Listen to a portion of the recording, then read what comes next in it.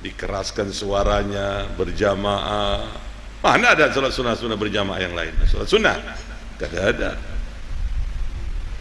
Suaranya dikeraskan. Nah, Nabi meninggalkannya ini lil maslahah. Yang ditakutkan nanti generasi sesudahnya menyatakan bahwa ini wajib sholat tarawih karena tidak pernah ditinggalkan oleh Nabi. Maka Nabi meninggalkannya lil maslahah, untuk maslahah agar generasi sesudahnya ini mengetahui bahwa hukum tarawih ini adalah sunnah, amalan tambahan. Makna sunnah itu lugatan dalam bahasa lughah adalah az-ziyadah, tambahan. Sunnah itu tambahan, maknanya adalah tambahan. Dalam bahasa lughah adalah tambahan. Ya. Pada saat itu di zaman Khalifatul Rasyidin, Sayyidina Abu Bakar Siddiq berjalan seperti biasanya. Kemudian di zaman Amirul Mukminin Sayyidina Umar bin Khattab melihat permasalahan sangat penting tentang salat tarawih yang dilakukan oleh kaum muslimin di zaman itu harus disatukan kembali. Mereka salat di tempat masing-masing, di masjid lagi bercerai-berai, di sana salat jamaah, salat sendiri, salat jamaah, salat sendiri. Setelah melihat keutamaan dari hadis Nabi tentang salat tarawih, masukan-masukan dari Sayyidina Ali bin Abi Thalib, karena para sahabat ini mempunyai keutamaan tersendiri. Dari sekian banyak sahabat ini yang paling unggul 6, termasuk Sayyidina Ali, Sayyidina Umar. Di situ ada Abdullah bin Mas'ud dan yang lainnya. Dari 6 ini yang paling unggul adalah Sayyidina Ali ibn Abi Thalib dan Abdullah bin Abbas. Ya, ada Abdullah bin Abbas atau Abdullah bin Mas'ud, salah satunya, lupa Allah. Ya, pokoknya yang mengunggul dari 6 ini 2. Ya. Kemudian setelah Sayyidina Umar bin Khattab ini mendengar masukan dari Sayyidina Ali bin Abi Thalib tentang keagungan salat tarawih, kemuliaan salat tarawih, beliau radhiyallahu anhu memberikan keputusan setelah permusyawarahan dengan para sahabat yang lainnya untuk mengumpulkan salat tarawih kembali lagi di masjid. Karena ini bercerai-berai, mereka ini ada di salat muhajir di sebelah sana, di ujung sana, di ujung sana, di ujung sana. Lalu Sayyidina Umar bin Khattab mengumpulkannya dengan satu imam. Pada saat itu antusias yang sangat luar biasa. Masjid itu dihidupkan kembali. Kemudian Al-Quran pada waktu di bulan suci Ramadan itu luar biasa. Dengan adanya salat tarawih berjamaah kembali di masjid. Nah, ini dikatakan juga bid'ah. Selama 30 hari dilakukan di masjid, dan sampai sekarang kita melaksanakannya salat tarawih 30 hari di masjid. Ini amalan-amalan bid'ah hasanah, bid'ah yang baik, yang berdasarkan hukumnya. Salat tarawih ini memang ada yang dilakukan oleh Nabi. Bukan Nabi tidak pernah melakukan salat tarawih, Nabi melaksanakan salat tarawih. Nabi meninggalkannya tidak sama dengan kita. Kalau kita mungkin mau meninggalkan salat tarawih karena garing kah? Atau karena ada urusan inikah, urusan itukah? Tapi Nabi meninggalkannya lil maslahah. Meninggalkannya karena ada permasalahan penting dalam hukum di dalamnya yang harus ditinggalkan untuk sementara itu. Nah, baru dikumpulkan kembali itu di zaman Sayyidina Umar bin Khattab radhiyallahu anhu.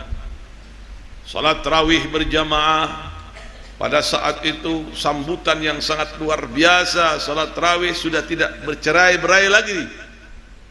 Di mana tempat dikumpulkannya di masjid, terlihat masjid lebih hidup kembali. Lantunan-lantunan Al-Quran ramai dibacakan di bulan suci Ramadan. Sampai-sampai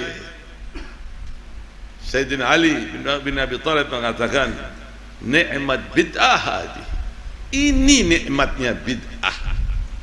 Ini kemuliaan, ini keutamaan dari keutamaan bid'ah.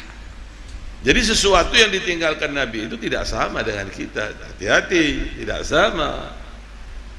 Ya. Wal adzan al-awwal fil jum'ah, demikian juga adzan pertama dalam salat Jum'ah ini bid'ah juga. Di zaman Nabi langsung aja adzan kedua selesai sudah. Diadakan adzan pertama itu bukan tanpa alasan. Alasannya sangat luar biasa.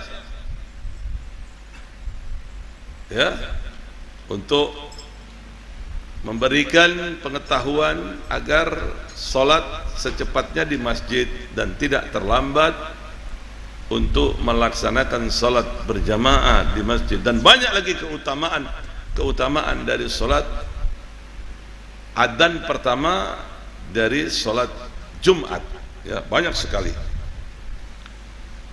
Wa kadzalika ma uhditsa min ar-rubat, demikian juga dalam pembuatan pesantren. Pesantren di zaman Nabi kada ada. Tapi bukan berarti haram, tidak. Maslahnya, manfaatnya ada dalil dalam Al-Quran. Ya.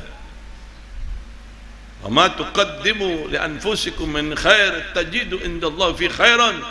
Setiap amalan kebaikan yang sampean lakukan itu di hadapan Allah juga baik, bernilai pahala. Bukan berarti amalan kebaikan yang dilakukan oleh manusia yang tidak diperintahkan oleh Allah itu jelek, tidak. Semua kebaikan itu berpahala. Seperti pembuatan ribat, pembuatan rubat, pesantren. Dibuat pesantren, diberikan fasilitas pesantren, baik itu pesantren yang modern. Ini bid'ah. Ini tidak ada di zaman Nabi, pesantren itu nggak ada. Tapi bukan berarti haram. Ini bid'ah yang hasanah. Ini yang dikategorikan bid'ah yang baik. Artinya bid'ah yang baik itu apabila dilakukannya mendapatkan pahala. Artinya bid'ah yang baik itu apabila dilakukannya mendapatkan kemuliaan dan tidak mengurangi pahala, baik seandainya itu terjadi di zaman Nabi atau tidak terjadi di zaman Nabi, sama aja pahalanya. Dan Nabi memberikan peluang kepada kita sebagai umatnya ini untuk membuat hal-hal yang baru yang tidak pernah dilakukan oleh Nabi, tapi ada dasar hukum dalam syar'i. Tapi dasar hukumnya itu ada. Nabi memberikan kesempatan untuk membuat hal-hal yang baru, dan itu mendapatkan pahala. Ya, nanti kita akan bahas itu. Demikian juga wal madarisi, membuat madrasah. Madrasah di zaman Nabi kada ada. Tidak ada madrasah di zaman Kanjeng Nabi, tidak ada. Yang ada di majlis ta'lim di zaman Nabi itu. Kemudian Nabi memberikan pemahaman-pemahaman ilmiah di dalamnya, memberikan bimbingan, memberikan tuntunan sesuai dengan hukum Islam, sesuai dengan perintah Allah. Akan tetapi walaupun pesantren tidak ada di zaman Nabi, walaupun madrasah tidak ada di zaman Nabi, itu pun tidak mengurangi pahala. segala sesuatu wa ghairuhuma minal qurbatil mardiyah, segala sesuatu amalan kebaikan yang mendekatkan diri kepada Allah Subhanahu wa taala walaupun tidak ada di zaman Rasul, itu berpahala.